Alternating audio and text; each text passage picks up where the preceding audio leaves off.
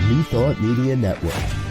We are a global broadcast network of positive music, media, and entertainment, inspiring humanity's evolution along the journey of enlightenment and creating a world of love, peace, empowerment, and prosperity for all. New Thought Media Network. Positively inspiring.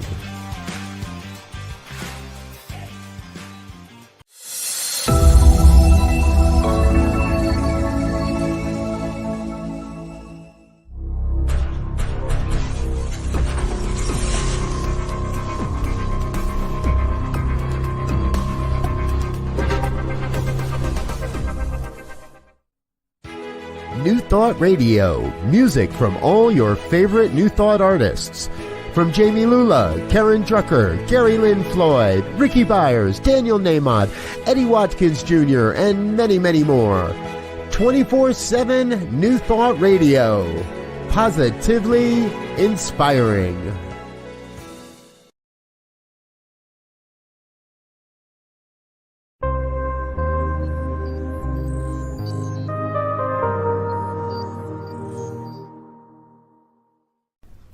New Thought Media Network.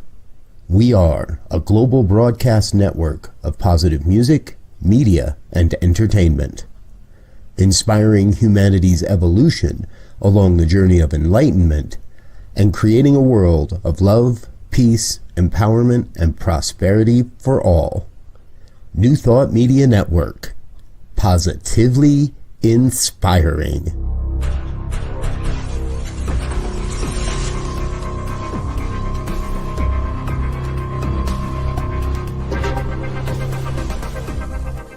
Live from a secure concrete bunker somewhere in Ohio, New Thought Media Network presents Pastor Michael Mangus with Friday's Fireside Chat, spiritual conversation for today. Here he is from the secret radio room, surrounded by thousands of watts, Pastor Michael Mangus. Well, good evening to you and welcome from across the United States and also around the world. It is time once again for another fun-filled, thrill-packed, and guaranteed always exciting edition of the Friday Evening Fireside Chat here on your New Thought Media Network. I am the Reverend Michael Mangus. I am broadcasting this evening from the secret radio room surrounded by thousands, and I mean thousands of watts. And I could use a few more thousand. Inside the top secret concrete bunker that is so fortified that only one person knows where the concrete bunker is located. No one else, especially at Reverend Dr. Robert Brzezinski, who's been out of town this week. And I've had to take all the tech calls, especially him. We don't ever want to tell him where the top secret bunker is located, and we're going to keep it that way. Well, hi there. We do have a wonderful show for you this evening. Good to see everyone. I know that we've had some folks check in. Again, thank you so very much for being with us this evening. Please feel free to interact with us by posting your comment either on Facebook and or on YouTube. And again, all my shy people out there, I know you're out there. Get a hold of me this way, right there. pastormichaelmangus at gmail.com. pastormichaelmangus at gmail.com. I don't have time during the show to read your emails. However, go ahead, send me one. I'll read it during the week. So the purpose of our fireside chat, again, is to talk about contemporary issues from a New Thought perspective. And that, as I keep saying week after week, I want us all to have a new thought about what is going on in the world. And more, I hear people say, well, I'm just going to go ahead and just turn off the news and not have anything to do with it. It doesn't affect me. It does. It does whether you like it or not. And one of the concepts that we talk about at our centers is oneness. So if we are all one, then let's be a part of bringing about a world that does work for everyone. All right. Once again, by popular demand, from the formerly great state of Tennessee, originally from the greatest state in the 50, West Virginia, we have divine science minister and co-host of the Friday evening Fireside Chat. A big round of applause for Reverend Jeff Radcliff. Come on, get here. Give me the love. Give me all the love. How are you? I'm surprisingly okay, considering it's been a weird week, not only in the news, but just personally. I've had some issues that I had to take care of, including getting a repairman out here to look at the air conditioner. I have a dual system heating and cooling thing, and the AC went out. And I was like, this is an expensive piece of equipment. I hope it's not an expensive repair. $145. And $90 of that was labor, and $10 went to the formerly great state of Tennessee, who always has their hand out for taxes. But I was just happy that on repairs. Yeah, that was, that's ridiculous. It was crazy. Sorry, that's my opinion, but hey, I got the AC going now, and it's starting, and I need it because now it's starting to get hot down here. Now I don't know what it is like for you guys up there, but I've got my daffodils blooming in the yard. I've got that damn Bradford pear tree, which is an invasive species, blooming over across the road.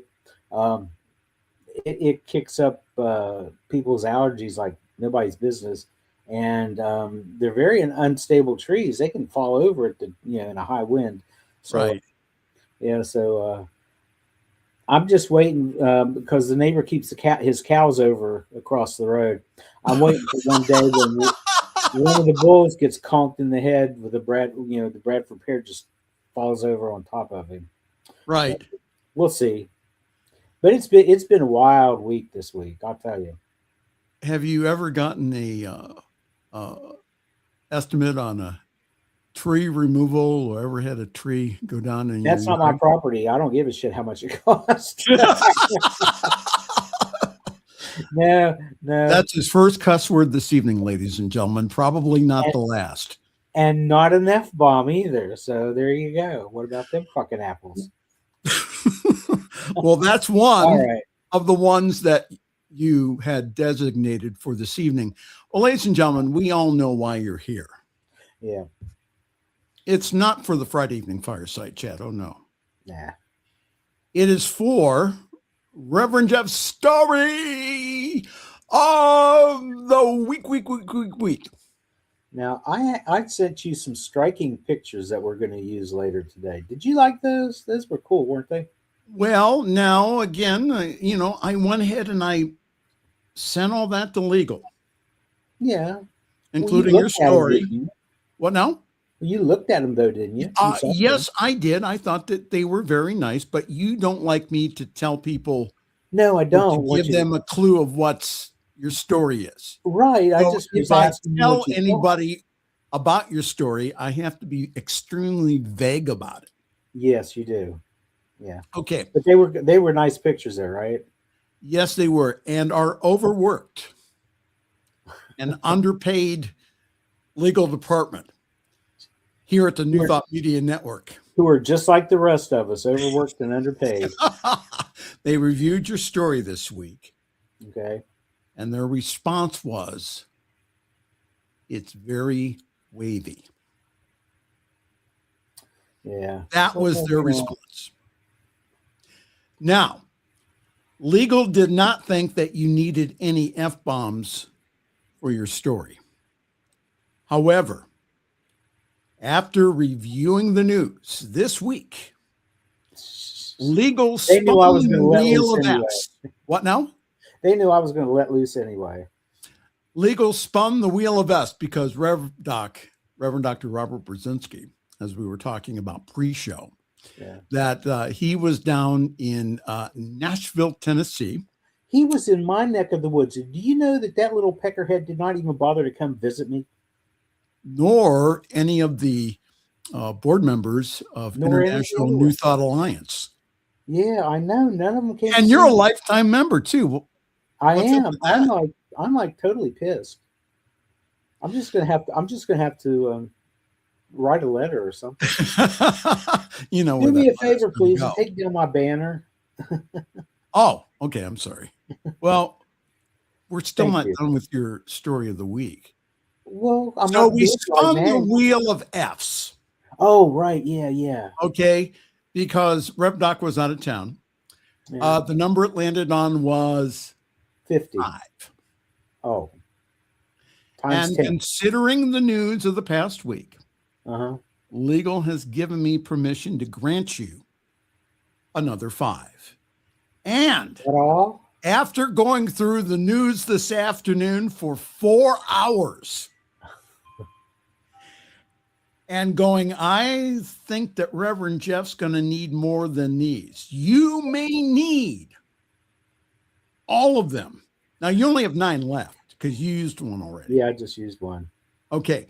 But you may need those 9 plus go into your bank of 150 F-bombs that you have banked away. Yeah. In these. Yeah, because I'll tell you, I haven't seen a whole lot of news today because I've been so busy.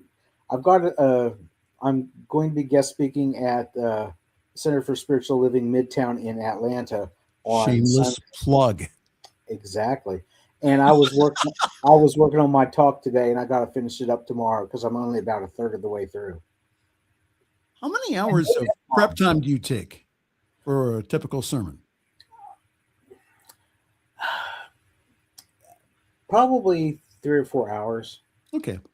So I used it all up today, so I'm going to have to do at least another couple of hours tomorrow. Now, I hear that some of these mega church pastors spend up to 8 hours or more on sermon prep. It's times like this that I miss being a Pentecostal preacher, because I could just get up and let it fly, wing it, and I don't feel comfortable doing that as a New Thought minister, and I'm not sure why. I haven't explored that, but I feel like I want to be a little more scripted and a little less free and easy with things, Well, we are going to test your biblical knowledge this evening. Oh, especially of eschatology. I knew I was going to mess that up. Eschatology. Okay. You mean you're not going to tell them what it is? No. Google's a thing, y'all. Eschatology. You'll explain it. Eschatology. You'll explain it if you need to know how to spell it. In just a moment. This is going to mess me up too, because I'm in Central Time and CSL Midtown is in Eastern Time, and they start early for me anyway. And then we're moving the damn clocks. Well, again, it is that time of year. It is. It's time to spring forward into daylight savings time by moving the clock back 1 hour. No, you're moving the clock forward 1 hour. Forward 1 hour. Why did I have that? Okay. Moving the clock forward. I'm sorry. See, that's the reason why I have a co-host. Yeah. Well, anyhow, we're moving the clock forward. I got to be careful with this stuff. Why? Because last year I sprang forward and I pulled something. It's a muscle I think I'm probably never going to use again, but I might. And so, I got to be careful. I am not going to touch that with a 50-foot pole. So, do you know why we have daylight savings time? Oh, Lord. They said it was for, at first they said, well, the farmers needed it or whatever for the crops. No. And then they said it had something to do with the war effort in World War I or something like that. And then they tell you something else, and then they tell you something else. I don't know. I don't give a. Well, the goal of daylight savings time is to ensure that you have more daylight hours in a day for a number of reasons, but primarily to save energy. There's also been arguments that, what now? And it's bullshit too, because we don't save any energy. There's also been arguments that having more daylight hours benefits public safety and health. Daylight savings time was first introduced in the U.S. in 1918 during World War I, and it was known as wartime. It was then abandoned after the war as there was no financial need to continue it at the time. But daylight savings time, as we know it today, began in the U.S. with the Uniform Time Act of 1966. Only it started on the last Sunday of April, and it ended on the last Sunday of October. Now, the one thing, now you're going to faint here. The one thing that myself and Donald Trump agree on is that we need to eliminate this altogether. I agree. We tried. We tried doing daylight saving time year round in the 70s, and everybody hated it. They didn't like it, and so we went back to switching back and forth. But people don't like that either, and you still got people who said we need to go to daylight saving time and just save it. And by the way, your little picture there is wrong. It's not savings time; it's saving time. So, okay, yeah. So let that be known. Let that be known. Yeah, everybody hated it, but yet now they're all clamoring for it again, and I think they're wrong. Well, we're here to tell you both reverends, don't forget to move your clock forward 1 hour Saturday night, or you will be late for church on Sunday morning. And this is, again, that when you go, that what'll happen is that you may get this next picture. If you show up 1 hour late, you may get pastor staring at his watch with you coming in late. That would be me. I would be in the pulpit. I would be speaking, and somebody comes in late, and I'd call them out on it. That's what I would do. All right, ladies and gentlemen. It's time for the news. Strap in. Make sure that that seatbelt is fastened. It's going to be a bumpy night. It's going to be a bumpy ride. Ladies and gentlemen, from the Sin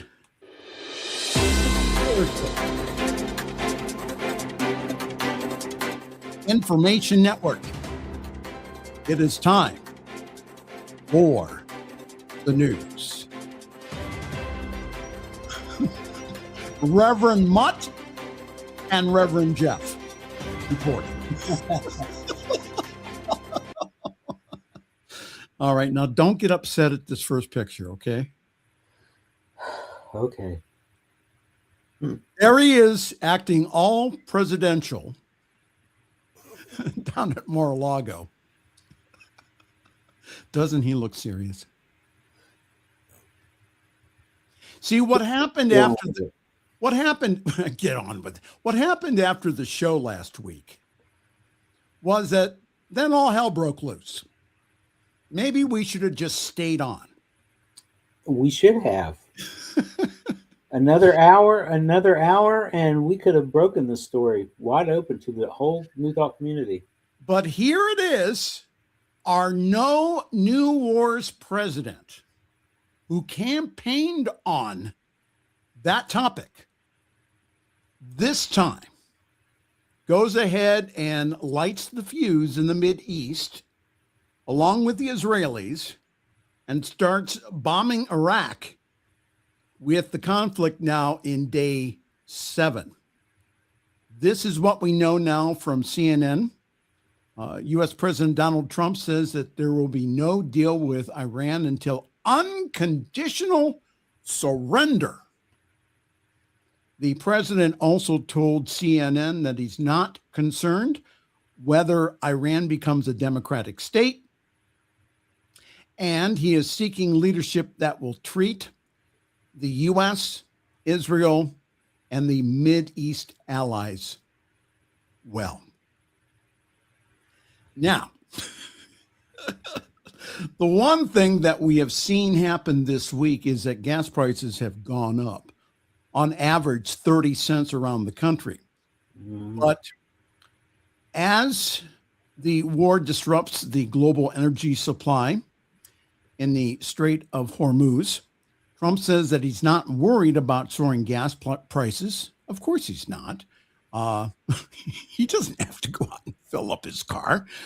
Meanwhile, 2 of the largest shipping companies are no longer accepting cargo bound for the Persian Gulf. But wait, there's more. Donald Trump told CNN on Friday that Iran's leadership has been neutered and that he's looking for new leadership that will treat the U.S. and Israel well. Yeah. Set that to shit to music. He also told us that the nuclear facilities that we totally obliterated back a few months ago, supposedly they grew back faster than his ear. Reverend Jeff. I've been waiting to use that line. I'm going to tell you. So he said that Iran is not the same country it was a week ago. A week ago, they were powerful, and now they're indeed neutered. And then on the same phone call, he goes ahead and he said that Cuba is going to fall soon. On the same phone call. Now, wasn't there another raid this week? They went into Bolivia? Bolivia, mm-hmm. I think this man whined and cried and bitched and moaned about how he wanted the Nobel Peace Prize, and now he's starting armed conflicts all over the freaking globe. Well, this week, Trump had said that he'll soon make a choice between these 2 gentlemen, Senator John Cornyn, the incumbent, and the state attorney general, Ken Paxton, who is no saint, by the way, who is pushing for the Save America Act. And this is the reason. Again, I wish I had a good Trump impersonation, but I don't. But I'll try. It says, we have to save voter ID. We have to have proof of citizenship.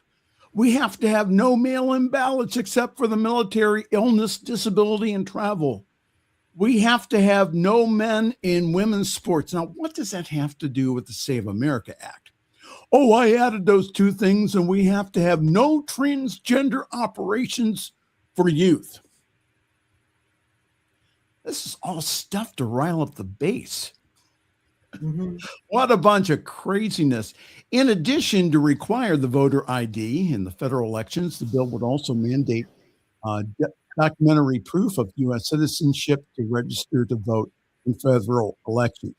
What I'm telling everyone is this: make sure that you have a real ID.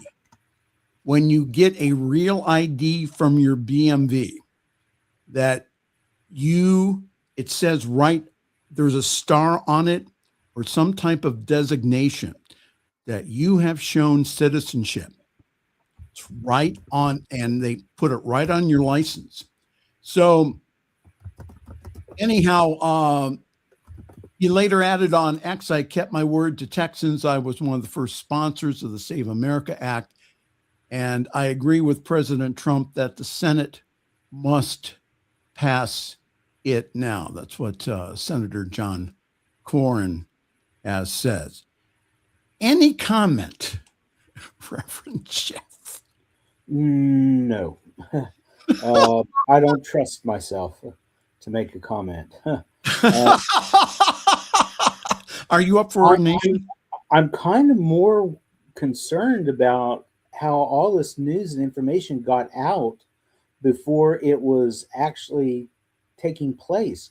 Did you hear that an attorney, a guy named Mark Garagos, was in, oh my God, what's the name of the restaurant?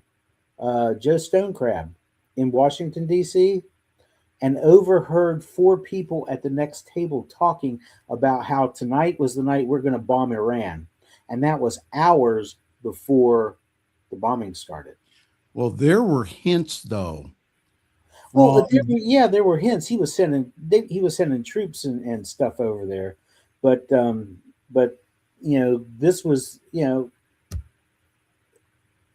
earlier than I think that they had probably planned on, and I'm sure that they didn't expect the news to get out the way that it did, because this Mark Garagos guy went on to a podcast, I can't remember whose now, and broke the story that he heard that that this was happening.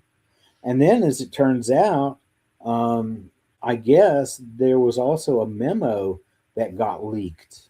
I saw a story about that, but I didn't have an opportunity to read it before the show started. Well, quickly before the break here, there is a growing toll of casualties in the war. The U.S.-Israeli strike has killed more than 1,200 people in Iraq and also 217 in Lebanon. The strikes have damaged more than 3,000 homes across Iran. Now, this is the one thing that the press was told this week by Pete Hegseth, was that you need to not emphasize the amount and the amount of military casualties. That's bad news. Don't emphasize that. Emphasize only the good stuff that we're doing in Iran. Yeah, particularly when they're killing little schoolgirls. Well, again, hear about that. Right. So since the U.S. and Israel launched coordinated attacks on Saturday, at least 6 American service members. Now, those are 6 that we know of. They may be hiding deaths. That's what do you think? Possible. Well, again, that the White House has not ruled out that the U.S. military carried out a strike hitting a girls' elementary school in the southern city of Manab on Saturday, killing at least 168 children and 14 teachers. And you'll never believe this, Reverend Jeff. Russia is aiding the war effort by providing Iran with intelligence about locations and movement of American troops. Do you believe that? I don't know, because you froze up during part of that. Okay, Who is aiding? I'll say it again. Russia is providing Iran with intelligence about locations and movements of U.S. troops. Well, that's to be expected. Much of the intelligence that Russia has shared with Iran has been imagery from Moscow's sophisticated constellation of overhead satellites, one of the sources said. It is not clear what Russia is getting in return for the assistance. Probably troops, because they're out of fighters, I would say. So what are they going to do? They're going to ship troops from the Iran. Revolutionary Guard. They're going to ship them over. Who knows? I don't know. I mean, I don't know. Has Kim Jong-un sent any more North Koreans over? I haven't heard. All I know is that most of them have been killed in battle. Well, Tim has said here again, and Tim is kind of my guardian angel. He watches out for me, and he also chews me out. He says, spring ahead and fall back. Mm-hmm. You need to be a little more diligent on that. He sent that like 20 minutes ago. No, more like 15, but still. Well, ladies and gentlemen, we all know why you're here. It's not to hear me. Jeff bust your chops. Well, that's one of the reasons why.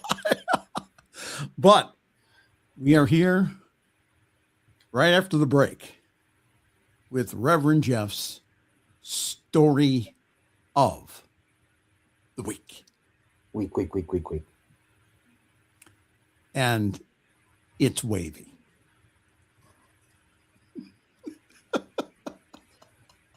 All right. Get on with your bad self. All right. Well, hi there. Good evening. It is a Friday evening fireside chat here on your New Thought Media Network. Good to see everyone this evening. And I would like to remind you that coming up this Sunday, live and in living color, we're going to have our service online here from Akron to the world, summitcsl.org. For more information, go to that website, summitcsl.org. There you will find information about our wonderful Sunday gathering online at 10:30 Eastern, 7:30 Pacific time. Grab your cup of coffee, your tea, your espresso, or if you're in Reverend Jeff's house on a Sunday morning, your Irish coffee. There you go. With good stuff. And we have one of the best services, I believe, in New Thought. Now, this Sunday, we will have as our very special guest speaker, noted author and healer, Dr. Carol Ann Drick. So go to summitcsl.org for more information about our wonderful service. All right. It is time for that thing we call a break, where we go sell a few things, and then we will be right back. This is the Friday evening fireside chat here on your New Thought Media Network. Please help us say thank you to all of our organizational sponsors, including the Hefferland Foundation, Affiliated New Thought Network, International New Thought Alliance, Science of Mind Archives and Library Foundation, Center for Spiritual Living Denver, Center for Spiritual Living Midtown, New Thought Philadelphia, Center for Spiritual Living United Life, Sunshine Cathedral, Planned Happiness Institute, Summit Center for Spiritual Living, One Heart Retreats, Universal Joy Center,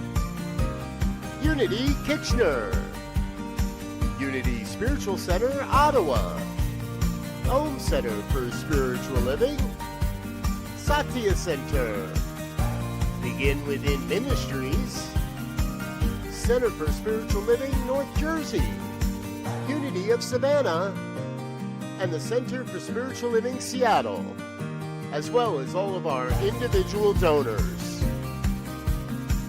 On behalf of New Thought Media Network, thank you, and please like, share, and subscribe. New Thought Media Network, come be you. Come expand your spiritual journey. Join us for Just the Talk, Sundays, 1 p.m. to 6 p.m. Mountain Time. Experience Unity Kitchener and Ottawa. Center for Spiritual Living Midtown, Center for Spiritual Living Denver, Unity of Garden Park, New Thought Philadelphia, the Sunshine Cathedral, Unity of Savannah, and the Om Center for Spiritual Living. Come unleash your spiritual potential with New Thought Media Network. The views and opinions expressed by Pastor Michael Mangus are generally right.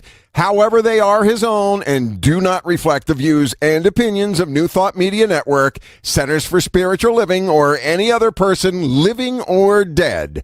As they say in the 12-Step Recovery Program, take what you like and leave the rest. Here again is Pastor Michael. So while Rev Doc, you Reverend Dr. Robert Brzezinski, was out of earshot, I made some decisions this week that I think I'm going to get yelled at about. So how much money am I getting? How big's my check going to be? Pretty big. All right. Okay. A lot larger than the last one. Oh, good. Well, ladies and gentlemen, boys and girls, Children of all non-gender, ages. it is time this evening, once again, for the award-winning Reverend Jeff's Story of the Week. And here he is, probably to chew me out about the slide order. No, nothing about the slide order. You just wait until I name the actual thing. Well, you tell me when you want the slide All right. to come up. I did not pass psychic training very well in I home know systems. you're about as psychic as a brick. I think the brick's better though. I'll cue you in. Oh, Okay. Now here's the thing. hopefully I have a cue. Go ahead. Yeah. Here's the thing. Today's not really a story so much. I happened to see something online that I thought was really interesting, and I wanted to share it with you in case you had never heard of this. You know, architecture is such an interesting thing, and no matter where you go in the country, no matter where you go in the world, there's always going to be buildings that are really striking, and people are just awestruck by some of them. Architecture blends art and technology. It's expressed through the built form. And a lot of designs focus mainly on function, and some give equal weight to visual impact. And a strong example is the Wave Building Complex in, I now looked this up to see how to pronounce it, and I think I'm still going to mangle it, Vejle, Denmark. Go ahead with the first slide, Michael. Sculptural design and practical housing come together seamlessly. This was a building that was designed by Henning Larsen's architect, inspired by the Sydney Opera House, and it comprises 5 wave-shaped residential towers rising above the edge of the Vejle Fjord. It has 105 luxury apartments, and the entire building complex is like 150,000 square feet. And each building unfolds in an undulating sequence. That's the word I wrote, undulating, creating a continuous rhythm. And the curved silhouettes echo the rolling hills that surround the city. And I think I actually got a picture from another angle that shows some of the hills in the background. It also mirrors the constant motion of the water beside them, because they're right there next to the fjord. It's positioned directly on the waterfront, and it's visible from both land and seas. And it's more than just a housing complex. It's also helped redefine the shoreline. They've got public walkways and a pier that connect the complex to the city, so it encourages both residents and visitors to spend time by the water. And it's just a modern landmark. It's a symbol of contemporary Danish architecture that's rooted in a natural setting. Now, here's the cool thing. In 2010, The Wave and Henning Larsen Architects won the prestigious architectural prize, the Leaf Awards, in the multiple occupancy category. And Leaf stands for, oh my gosh, give me a second. The Leading European Architects Forum. But the thing is, this is given by the Europeans, but any architectural company anywhere in the world is allowed to participate. So the Leaf Awards can be won by just about anybody. As long as your building was built between January of the previous year and May of the following year. Because like for example, if you started your building in 2010, if it was done by May of 2011, you'd be eligible for the 2011 awards. So, it's kind of like a year and a half off. But architects worldwide, buildings located anywhere in the world, are eligible for these LEAF awards. And this was one of the winners. And it's just such a striking building, or set of buildings, I guess you'd say, that I had to share it. There's so much drama, there's so much negativity, there's so much fear going on in the world. And Michael and I are always telling you need to keep your focus on what it is you desire for your life instead of what you don't. And what better way to do that than to look at some pretty architecture? And so that's why I chose this as my story of the week. And again, that was Reverend Jeff's story of the week. That's why I said it was wavy. Yeah, isn't that a cool building though? Those are cool buildings, yes. Yeah. So I'm like, wow. And to be on the water, but yet still have a view of the mountains on the other side. I mean, who could ask for more? You don't even get that in Miami. All you get's the ocean. You don't get any mountains. But if you go to Norway, you can have it all. Right. Plus, they have free education. They have universal health care. They're happy people. Well, I'm ready to move. That's very socialist of you, I know. comrade. No. It's democratic socialist of you. Oh, democratic socialist. That's the difference. And All right. I'm ready to move to Norway. What else you got for me? So is a lot of other people. Tim was telling me this week, Tim Davison was telling me this week that he knows of a couple that is moving to Portugal. A lot of people are moving to Portugal. I saw an article about that. It's like one of the top expat destinations now. Ireland, Portugal, and there were a couple other places. I can't remember. So the reason that we're mentioning the war is, again, let's all pray for peace. Yeah. Let's us all know, again, the high watch. Let's all, and again, New Thought survived 2 world wars. So I'm going to do a little more searching the archives at Unity Village about this, but I really believe that it was prayer that got them and also our country through that very difficult time. All right. Well, you know that the prayer for protection, the Unity Prayer for Protection that was written, oh my God, drawing a blank. Who wrote that?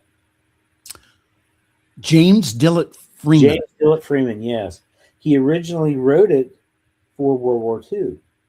Okay. And then also they printed cards and sent to the guys when they were in, I don't know if they did it for Korea, but I think they did it for Vietnam. Sent them cards with that on there. It's the only prayer that's actually been taken up in a spacecraft, in space shuttle, but it was written during wartime.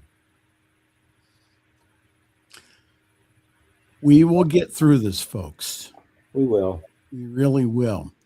So now there's more.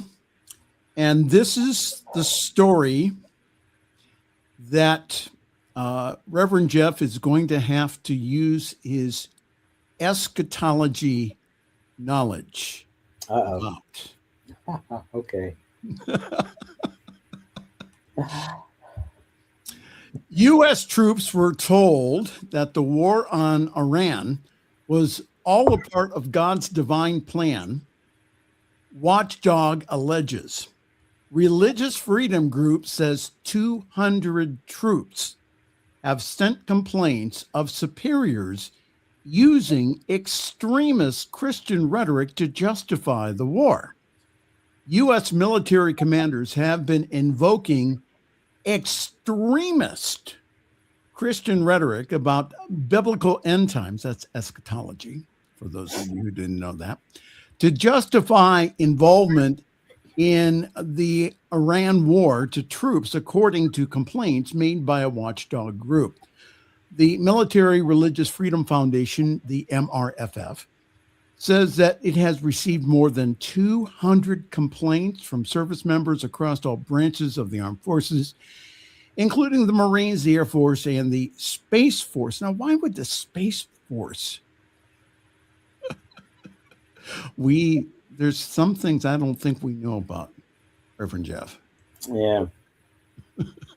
So one complainant, identified as a NCO or a non-commissioned officer in a unit that could be deployed at any moment to join operations against Iran, told the foundation in a complaint viewed by The Guardian that their commander had urged us to tell our troops that this was all a part of God's divine plan.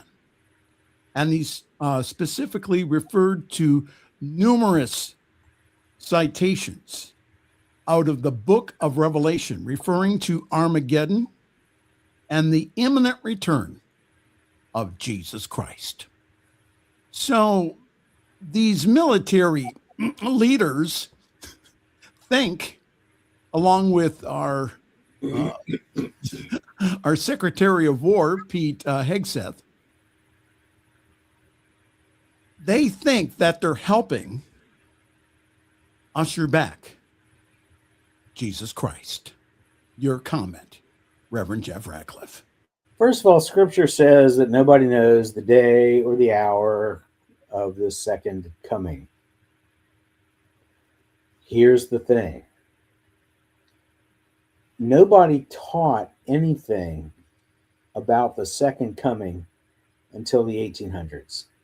Right. The rapture, the second appearance of Jesus in the sky. Oh, no. That is why you will not find many Christian denominations teaching this, except for the really fundamentalist ones, because it's not in the Bible. Right. Well, now hold it. No, Reverend Radcliffe. There are references that scholars are talking about, but those were for the people in Jesus' time who were expecting him to come back like immediately, not 2,000 years ago. Reverend Radcliffe, what about the book of Daniel? What about the book of Revelation? What about them? Those are. Doesn't that contain prophetic prophecy? The Bible is not to be taken literally. Right. It was not, first of all, it was not written for 21st century people. It was written 2,000 years ago and up after that for a nomadic people, who had finally settled down and started doing something. It was there for and for the small little churches that were springing up all over the place. It was not meant for us. It was meant for people back in the year 50 AD, whatever. And what Jeff is referring to, again, is current Bible scholarship that is taught to probably, I would say, 85 to 90% probably of the seminarians out there, but they don't dare mention any of this from their pulpit because that they may tick someone off in their congregation, and there goes their job and their paycheck. That's the thing. That's the thing. But this was, and I can't remember the guy's name who actually came up with this back in the 1800s, but he was piecing together all these little verses and prophecies and things, and kind of sort of put it all together. But it was not taught in traditional Christianity until 150 or so years ago. Right. And again, that is current Bible scholarship. Yeah. So Pete Hegseth going ahead and again trying to fire up the troops, say, hey, we're doing a holy war here. Yeah. And Not instead what he fired up was a bunch of people who aren't traditional Christians, or maybe they're part of another religion, or maybe they're atheists or whatever. It doesn't matter. The fact is, he's out there pushing this stuff on them unwanted. It's not. I don't know that they can use the argument of separation of church and state. But if you are a federal employee, and a military person is a federal employee, they are a federal employee, you're not allowed to proselytize your candidate during political election time. You should not be allowed to proselytize your religious belief to people either. Well, once again, I saw that story this week, and I said, I have to bring that up to Jeff. Yeah. Now, here's what I want to know. Okay. Because I keep seeing people calling Donald Trump the Antichrist. Okay. Well, if you've read the book of Revelation, and if Right. you've read, like we used to say in the old days, the back of the book, I just want to know, who's the whore of Babylon? Reverend Jeff. Oh, it gets better. It gets better.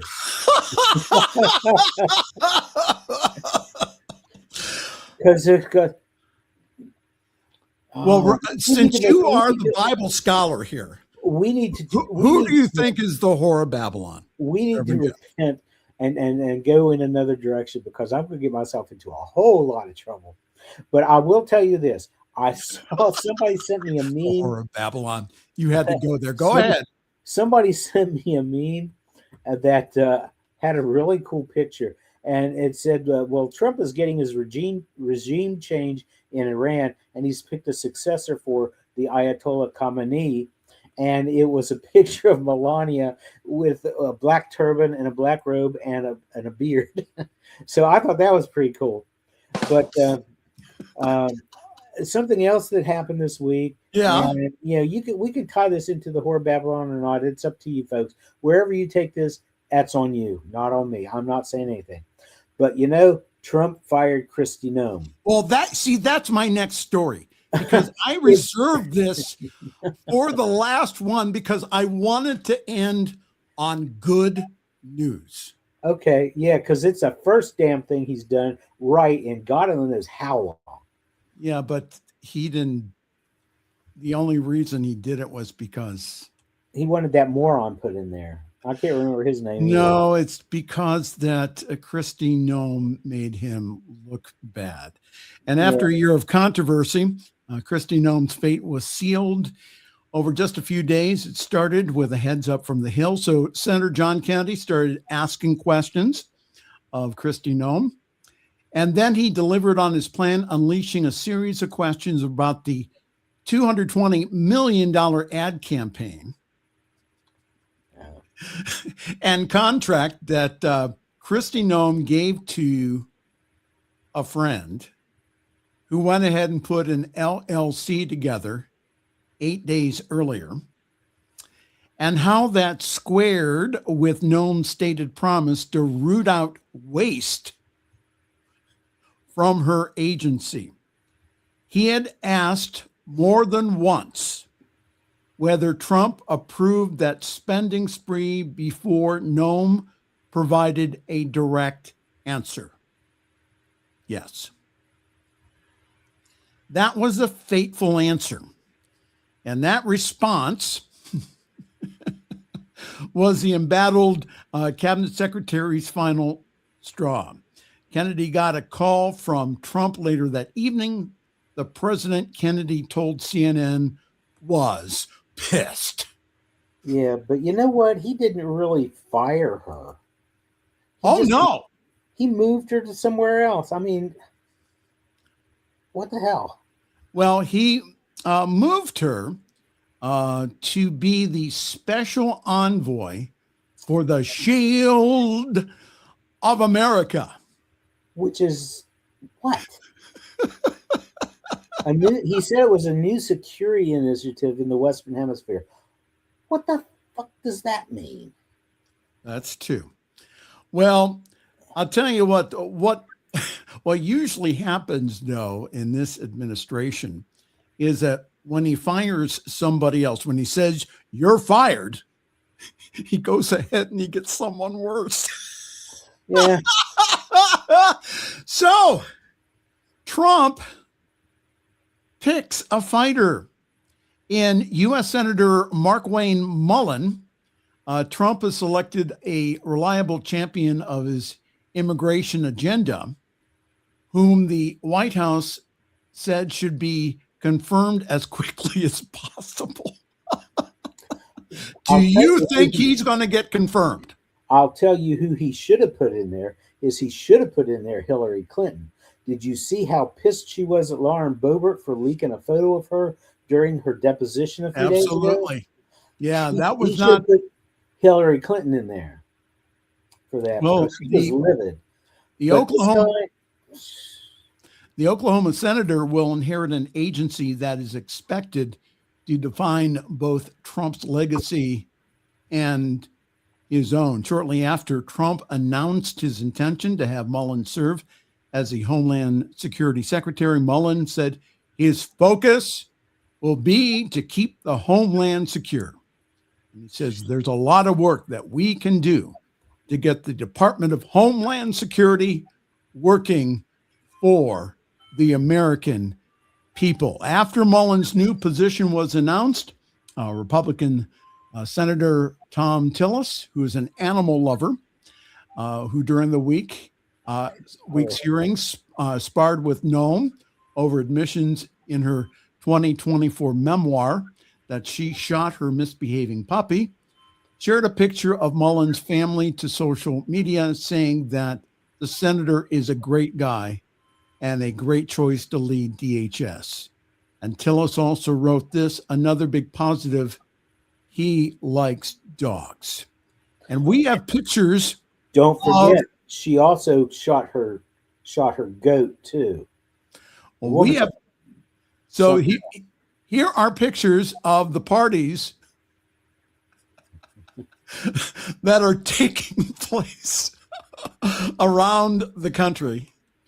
Don't let me show this to Miss Lily because I don't see any Pomeranians in there, and she would be very upset. Now I really like the DJ setup. You see those speakers? I see the speakers, but why do they have those tourist binoculars behind? Where you're out looking, to look at the scenery. I have no idea. I don't either. I thought you would like that. It's cute, but like I said, Miss Lily would not be impressed because she's not represented. I'm sorry. Yeah. She's over here growling right now. What now? Lucky, she's over here growling. You're lucky you're not here right now, or she'd probably I'm lucky. Well, bite you on the toe. Bite me? I'm very nice. I would bribe her with milk bones. This dog doesn't need bribe, but she loves everybody. If somebody was to break into this house, if I had like the family silver or something laying around, she'd help them carry it out. Absolutely. And then get mad that they're leaving. She'd want to start barking for them to come back and play a while. So You're not going to believe this. Oh no, we've run out of time again, haven't we? Well, plug your talk on Sunday again. Once again, it is going to be me, yours truly, at the Center for Spiritual Living in Midtown, in Atlanta, Sunday. And they are sponsors on New Thought Media Network. So Absolutely. you can come to New Thought Media Network's Facebook page and actually tune in live if you are of a mind to. It's 11 a.m. Eastern, 10 a.m. Central, 8 a.m. Pacific, and I know Rev Doc Case if we lead out the mountains. So 9 o'clock a.m. Mountain Time. And I will be speaking on the subject of deliberate creation versus creation by default. Wow. So, yeah. That's going to be a good talk. Now, if you do a good job, Uh-huh. I hear that RevDoc will replay it during the all-day Sunday Just to Talk series. Yeah. But that's only if RevDoc thinks that it's worthy I'm of gonna replay. what is it that Edwin Gaines always says, that this is gonna blow his skirt up? You think so? I think so. It's gonna Reverend blow it Jeff, up so high he's gonna look like Marilyn Monroe in that old movie. right. What was that movie's name? Oh my gosh. I blank on the coolest stuff, and I can't remember. Wasn't that just a photo? But that was from a movie. That was from one of her movies. Yeah. All right. Yeah, he's gonna look like Marilyn. All right. Say goodbye, Reverend Jeff. Bye, Reverend Jeff. And we're done. Thank you so very much for being here this evening, here for the Friday evening fireside chat. It's good to see everyone. And join us next week. Share with your friends, especially those who don't like the news. I think we have a good time with it. And again, that do not let your heart be troubled. We are all going to get through this somehow. I know it looks pretty hopeless sometimes, but again, the hope comes from within us. And as we let our light shine in the world, again, that's what's going to start turning things around here in this country and in the world. On behalf of all of us here at your New Thought Media Network, I'm Reverend Michael. I'm going to wish you a very pleasant good night and a great week. Thanks for joining us this evening for Friday's Fireside Chat with Pastor Michael Mangus. Join us again next week at 8 Eastern, 6 Mountain for more spiritual conversations for today. For more information and replays of past shows, please visit the New Thought Radio and Media Network's Facebook page. Until next week, may God bless you richly and abundantly.